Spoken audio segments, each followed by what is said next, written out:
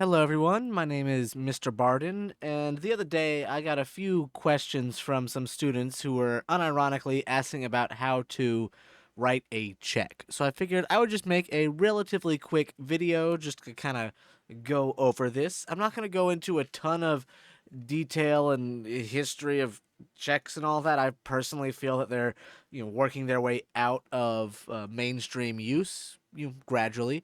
But you may still need to use this for certain things, maybe rent. That's what I personally use mine for most. Um, but gone are the days of carrying around your checkbook everywhere for a lot of things under normal circumstances.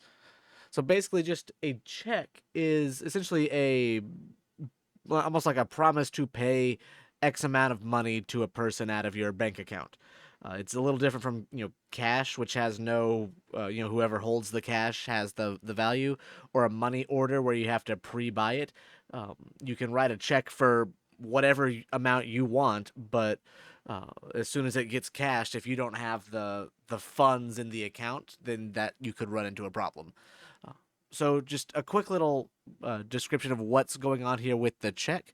Um, so once you order your checks, you have to give them various information, whether or not you get it from your bank or your a third party service. But it'll generally have your name and your contact information up top over here. And it'll have a number over on the side. The numbers here aren't really relevant. It's just to help you determine, okay, check number 301 went to rent. Check number 302 was to pay off whatever, um, and so on. But generally, you'll always find a number up here. Underneath that is the date, and that's usually what I always start with is the date of my check. So just whatever date you're writing it. One thing to note is that you cannot cash a check before the date on the on this line right here. So make sure that you have the correct dates, otherwise you'll probably run into some issues using this. So um, again, you can write a date on a check for a later date, and they can't check. You can't be cashed before that time. So start with the date right there. The pay to the order of line is the name of whomever is going to be cashing your check. If you, give your check directly to your landlord, that would more than likely be their name. If you're sending a check, to an institution or something in the mail, you would put that there. Again, that is just whoever is going to be cashing the check. More often than not, they will tell you how they want that to be.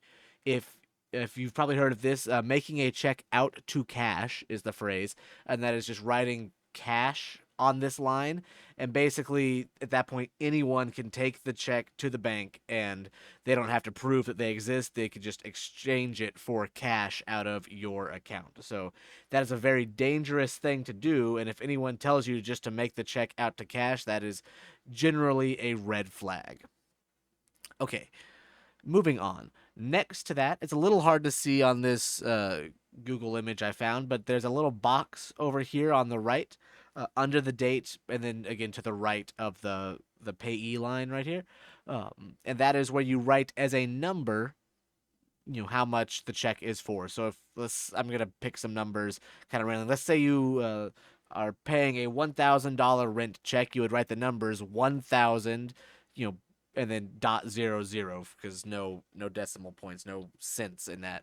But that is numbers that go in this box. Underneath that, and this is a little redundant in my opinion, but this is where you write out in letters and words, using actual letters, what that number you just wrote here was. So if it was $1,000 here, you would write 1,000, ONE space THOUSAND. The words for the amount right here. I'm going to show you a completed check in a moment, but if you don't have any, or basically you can represent the cents if you have anything, it's not an even dollar amount, as a fraction for whatever over 100. And then if there's any space left in this line right here, you generally will fill that in by drawing a line of your own. And basically, that's just to make sure no one else can come in and alter the amount on this line. Again, you want to leave it, as unambiguous as possible. The last two things down here, um, so under memo, or sometimes it'll say for on the line, this is just a description so you and whoever knows what the check is for. So if it's for, rent for the month of August, you would, August rent, something like that. You don't have to fill out this line, but it is very helpful. Just be aware that whatever you put on here, it's going to be on yours and theirs bank statement. Everyone who involved in the check cashing process is gonna see what's written there. So just be aware of that. The last thing is right next to that is another line here, and this is where you sign the check. None of this is valid until you sign it, so that is why I put that at the very last right there. Again, you don't want to not fill out any of this at any time. I always start my check and then finish it right there because, again, if you leave something blank, someone else can go and fill in the information. If you ever hear someone says, here's a blank check for whatever, do that, then anyone can write, you can write $7 million on the check and they would go and get it cash, and that would be a problem. At the very, very bottom are some other numbers, and these are things like your account and routing numbers and the check number and stuff like that. So I'm not going to go into that because that's going to be different from everyone, but just make sure you don't obscure these numbers at the very bottom. Make sure they're all readable. Um, Same thing with some of these other codes up at the top, but that's pretty much everything. When you're done, again, I've got another. It was also $1,000 for rent. Example filled out check right here on the screen. So, um, excuse me. I don't want to re-record this, so you're gonna hear me cough every time someone watches this YouTube video. Go ahead and put a comment down below what you thought of that cough. Ha ha ha. Okay, so again, you've got your names up here. You can see the date, who you're paying it to. Again, it can be a company, it could be a person, it could be whatever. The number amount, the written out number amount, but you'll notice the cents are written as a fraction, just over 100, and then you fill in the rest of the line just with a line with your pen. You say what it's for, and you sign it.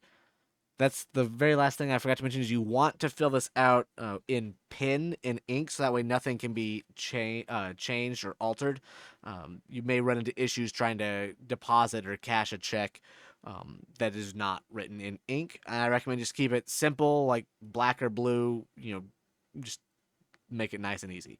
And that's pretty much it for writing a check. Hopefully this was helpful. I had a few students asking for this and figured why not make a 8 or 9 minute video and post that in case anyone else online might be curious. All right, that's going to be it for me today. If you learned something, thought it was interesting, consider giving the video a like and subscribe and all the other YouTube stuff. And I'm going to leave it off there, and I will see you the next time that I see you. Bye.